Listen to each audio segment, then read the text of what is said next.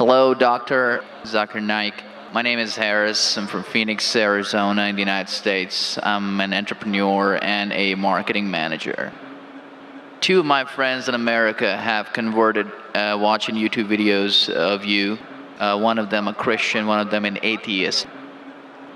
One of my friends presented me with how to deal with an atheist DVD of yours, which I did watch. But that didn't answer my question. And I've asked this question to a lot of people with no satisfactory answers, a lot of intelligent people. Of all the scholars that I've ever watched on YouTube, in my opinion, you are the most rational, logical, easy to understand kind of scholar that I've ever come across in my life. And it is really important that this question is answered because I've never had a satisfactory answer for this question. My question is like a coin with two sides. The first side of it is this, and this is the question. I'm somewhere between an atheist and agnostic. I'm not sure where. God has created this entire universe, and the Quran speaks a lot about how it has taken so many days and mountains and this and that, and life is going to be a test and whatnot. My question is, way before God decided to create this entire universe, before he decided to put human beings, before he decided to send Prophet Muhammad or Adam and Eve, way before he even planned about doing any of this, he knew the end result of it. He knows in the end he will be disappointed by certain people and he will throw them in hellfire. He knows they will be burning. He knows they'll be tortured, and that is when they'll be repenting for what they've done. Way before he created the entire universe, he knows the outcome is gonna be bad. It may be good for certain people who are in heaven, but he knows that he can save those people from being in hell, way before he even decided to go ahead with the creation. Yet he decides to go ahead with it, with all his godly logic. Why would he want to do that? The question, if I can just put it in this manner, how can God be so sadistic that he would actually go ahead with a plan which he knows is going to end up in that manner? That's the first side of the coin. The second side of the coin is, for some reason, if I believe that, okay, God is almighty and he understands everything is great, God is great, why is God insisting in the Quran that look at the mountains, look at the protons, the electrons, this and that, everything is so synchronized, how amazing I am? Why is he forcing us to find his creation amazing when it is a piece of cake for God? I mean, he just had to say kun and it was done. Then why is it a big deal if God has made this entire universe which is so amazing? Because for God it's nothing. So I should not be really amazed at his creation. He can do much more than this. So I do not understand why he wants us to respect what he's done or find it amazing what he has done. The brother asked a very good question and a very intellectual question. It's a very good question. And he has seen some of my tapes on YouTube, even of atheism. And this question that is troubling him, he hasn't got the answer to. The brother asked the question that Almighty God knows everything before he created the heaven and the earth, before he created human being. Even if one person goes to he could avoid that. Hell, he could have avoided that. I mean, he could avoid being disappointed. Of course. I'll reply. The brother said, even if one person goes to hell, it is as though God would be disappointed. Now coming to your question, I started a school. And you may have heard Islamic International School. If a teacher takes an examination, if she is just, while she is giving the examination, she writes in the maths paper 2 plus 2 is equal to how much? The student in front of her or him, the teacher, writes 5. She can very well tell the student, change 5 to 4. Would it be just on the teacher during the test and examination to correct a student who's writing a wrong answer? Right, but if she has an option that the student doesn't need to do any of that and still No, I'm asking a simple question. I'm asking a simple question. The teacher has given the question paper. Right. All the students were informed about it. You're right. For that particular situation, For that particular situation, the teacher can tell, dear student, change 5 to 4. What will the other students think about? Unjust. But God can be just at the same time. He can create a completely different condition. He doesn't have to go ahead with that situation. He's not bound by any situation. Brother is saying Almighty God can create something which is perfect and will not make mistake, correct? That Right. God has already done. He created the angels. God Right. created the angels. The angel never go against any commandment of God. But human being is a better creation than angel. The angels have got no free will of their own. If you have heard my tapes, if you have not heard, I'll tell you now. The angels are a creation of Almighty God, but not the best creation. Almighty God created the human beings. The human beings have a free will to go against God or to follow God. If you have chosen to be a human being, if you disobey His commandments, you go to hell. If you obey His commandments, you are superior than the angel. Because the angel doesn't have a free will of his own, then he follows God. It's nothing great. The human beings are the better creation of Almighty God. Almighty God has given a free will. That's a different question that Almighty God knows. Because He has ilm-e-ghaib, He has knowledge of the future. He is more superior. So He has created such a creation which has a free will. The fault is of human being, not God. No, but God has created us with that fault, and He knows He can Not avoid fault, that. not fault. It's not fault, brother. It is free will. Why is He giving us a free will when He knows He's going to eventually put these many people in hell? Why is He doing something? That is a different creation. Like, would you want to create something which can think on its own, or would Why you want would to? someone so compassionate can That, also brother, be that's what sadistic I at the tell you. same time? What you want, God has already created an angel. I'm asking you, which is better? An angel following Almighty God or a human being following Almighty God? Which is better? For me, absolutely, if I get a second chance, I would want to be an angel. Why would I risk going to Second hell? chance, correct. That's why Almighty God says in Surah Araf, chapter number 7, verse number 172, Almighty God brought all the human beings from the loin of Adam and asked them, is there one God? All agreed. Almighty God says in Surah Hashar, chapter 59, verse number 21, if Almighty God revealed the Quran on the mountain would shudder down. Almighty God says in Surah Ahzab, chapter 33, verse number 72, it is the human beings who were fools who said we want to be human beings. You and I were fools. Now you cannot backtrack. Once you said you want to appear for the test, once you read the test paper. Nobody asked me. That's They what, asked Adam and Eve. No, brother. Quran says every human being was asked. And then it is washed off. This memory is washed off. If the memory is there, where is the test? Almighty God says in the Quran, do you want to be a human being? If you become a human being, you can become superior to an angel or can get inferior. If you don't want to become a human being, just pass. Even for argument's Brother, sake, even in that please let condition. me complete. You ask the question. All right, go If ahead. you sorry. interject, how will I answer? Sure, go ahead. So Almighty God asked the human beings, and the Quran says, we human beings were fools, you and I both, were fools who opted for the test. Now once you undergo a test, if you follow the commandment after free will, you be superior to an angel. If you disobey Allah, you become inferior to an angel. We wanted to pass with distinction, you and I. You told, I don't remember. Of course you will not remember. And even I don't remember. But I believe in the Quran. On the day of judgment, Almighty God says, not a single human being will object to the justice of Allah. That we'll come to know on the day of judgment. Only thing we'll say, please give us one more chance. Almighty God will say it's too late. Because if He wants to give you a new chance, even I'll have to come back in the world again. Again, everyone. So those who failed, He can't get only the failures. So the Quran says no one will ever object on the justice of Allah. They will request Allah, give us one more chance. Almighty God will say too late. Almighty God gives us chances in this world itself. You make a mistake, Allah gives you a chance to repent. You repent. Allah forgives you. Again you make a mistake. Once you die, it's only one. So as far as the first question is concerned, why did God create? Because it's a better creation. Any logical person, including you, has to agree that a person who has the free will is a better creation than a person who has no free will. Only your question you don't remember is perfectly right. When you die, when you're resurrected, that time you and I will meet. Then you will say, I remember.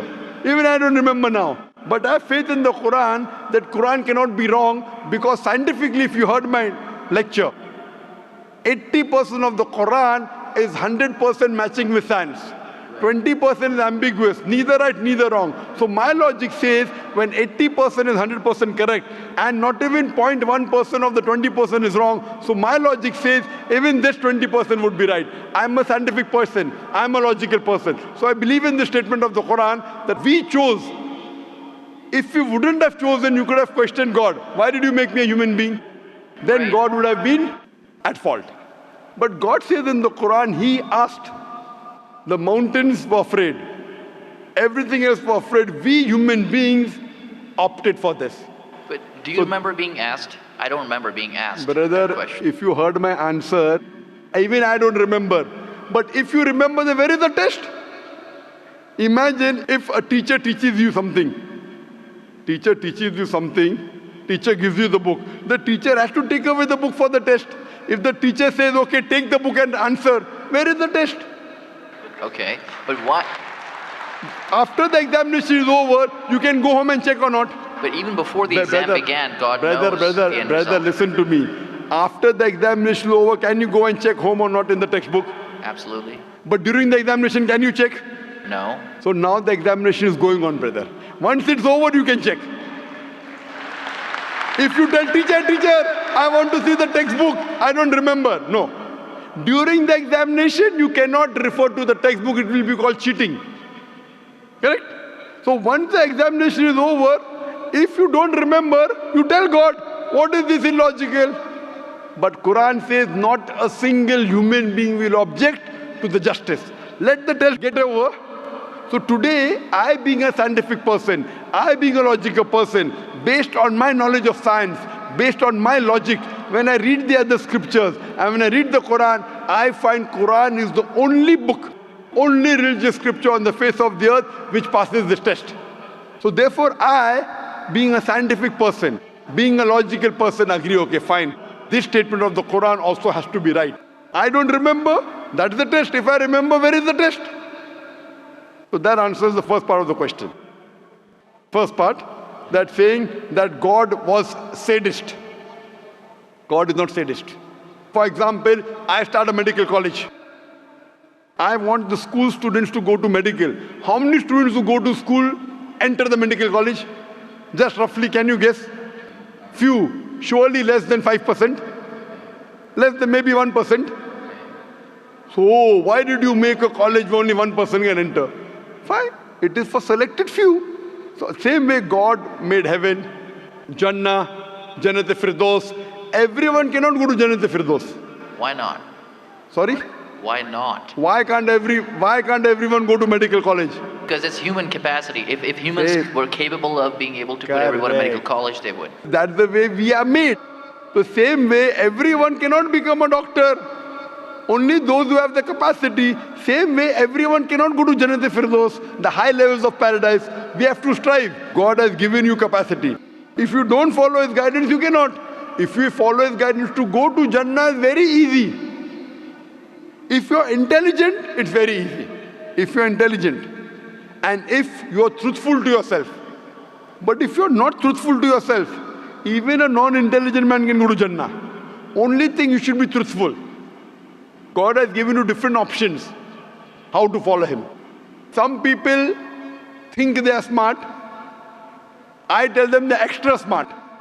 If they were smart, they would see it is crystal clear, in black and white, that this is the word of God. You have to follow it. That's the reason Francis Bacon said, little knowledge of science makes you an atheist. In-depth knowledge of science makes you a believer in God. So I wouldn't say God is sadist. I said we were fools who opted to undergo the test. Not God. God gave you an option. What do you want to be? We chose. So we are responsible, not God. God is not a sadist. We are fools. That's what the Quran says. On the day of judgment, you will come to know, inshallah, you and I both. Inshallah, if I go to Jannah, inshallah, I'll pray to God, I'll thank God. You know, I was a good person, I choose to be a human being. If you pass that. If you fail, then we will curse our own self. Hope that answers the question. The second part? Sorry, what was the second part? That even if I believe how almighty He is, how knowledgeable He is, why is He so bent on convincing us, look at the mountains, look at the electrons, look at the protons? The second part of the question was that why does Almighty God give references of the mountain that He's created this? For Him it is peanuts. So why is He talking? You know why is He saying? He's saying these peanut things, mountain, they would shudder. You human being who are superior, why don't you understand? Quran says in Surah Hashar chapter 59 verse number 21, had the Quran been revealed on the mountain would have fallen down to utter ruin. But to us human beings it makes no difference. He's giving these examples to show that these things which are so powerful, the mountains, etc., which He has created, would have submitted their will. Why don't you human beings do? He's trying to give an example that we are fools. He's not trying to praise Himself. And whenever He asks us to praise Him, or when He says, for we say Allahu Akbar, God is the greatest, do you think it will change Allah? No. Whether you say 1,000 times Allahu Akbar or 1,000,000 times, He cannot become greater. He's already the greatest. The reason we say these things is because it is our human mentality, our human nature, that we follow the people who are famous, we follow the people who we praise. For example, your mother has a heart attack. There is an unknown person on the street who gives you the treatment. And you heard that the best heart specialist in the world is Dr. X. Now, will you follow Dr. X's advice or the person on the street who you don't know? Dr. X. Why? Because Dr. X is famous. People know him. He's the best in the world. So the reason in our salah, in our life, we say Allahu Akbar, Allah is the greatest, Allah is the most wise, Allah is the most intelligent. Why? If we say that, it doesn't benefit Allah. It benefits us. That if we praise Him, we follow Him. If we follow, we go to Jannah. To Allah, it makes no difference. Therefore, Allah says, will you not then believe? Will you not then understand? That means the Quran is revealed to the people for understanding. So He's giving this example not to make Himself great. He's already the greatest.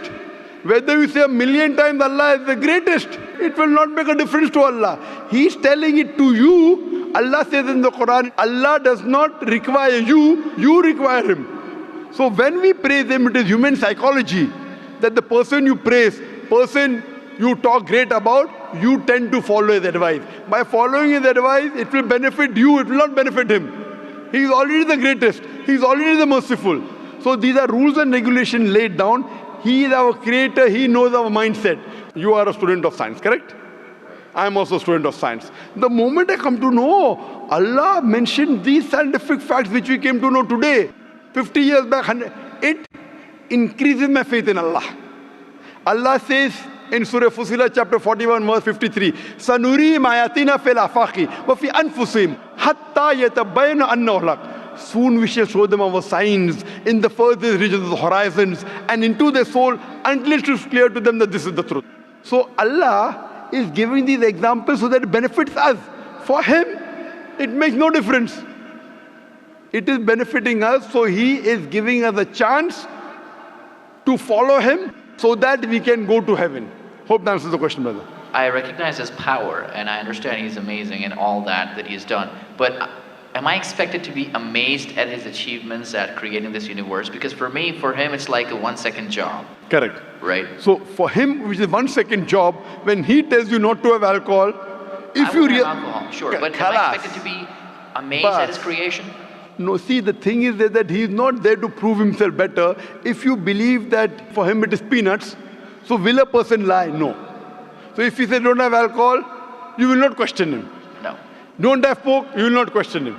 Yeah, but I'm not amazed at His creation because for Him it's nothing. Compared to us, it's amazing. For Him, it's nothing. Right. But compared to us, a person who can create the universe, when He tells me not to have alcohol, I immediately follow. Sure, I don't mind following Him, but do I have to be amazed at His creation, as is said in the Quran? See, as you asked me the question, should I be amazed at the creation? Right. I would say, if I believe human being is a better creation, then yes, I'm amazed, and then I say, Alhamdulillah, He has made me better than that. So if I'm amazed, He made the mountains, He made the stars, He made the sun, but He made Zakir Naik also. He made a human being. and we are the best of creation. So he gives these examples so that we realize what benefit he has given to us, all the favors he has given to us. Talking about the science, talking about the protons, talking about the mountains. Finally, he says human beings are the best creation. So in comparison, we have to agree that our Creator has created this human body, the molecules, the DNA, the complex thing, which can never come by chance. So in this way, we are amazed at the creation of the human being. And then we submit to him. If we are not amazed, only by being amazed, we submit that he is our creator, he is worth worshipping. No one else can do that. This is so that we worship him and we pass the test and we go to paradise. Hope that answers the question.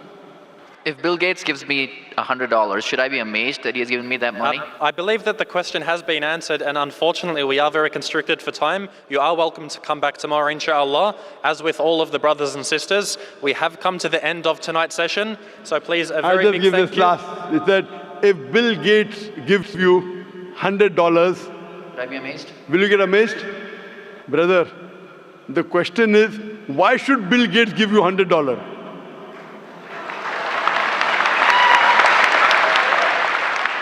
If you tell me a Tom, Dick and Harry gives you $100, nothing to be amazed. Bill Gates gave me $100. It's something that he gave you. Why did he give you? Why not somebody else? Why? The question is, why did he give you is the question. Okay. If some Tom, Dick and Harry gives you, if a man on the street gave you $100, Bill Gates. Got it.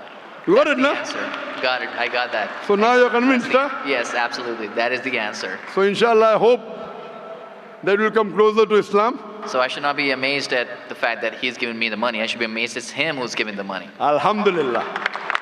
Got it. So it was worth the time extending. Alhamdulillah.